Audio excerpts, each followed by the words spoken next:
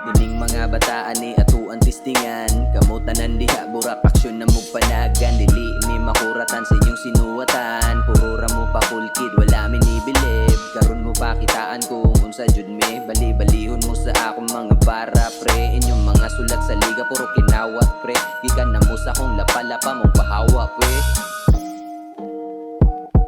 Di mi ninyo kaya maoy huna-huna ah. Di mi ninyo kaya maoy huna-huna ah. Di mi ninyo kaya maoy huna-huna ah. Di mi ninyo kaya maoy huna-huna ah.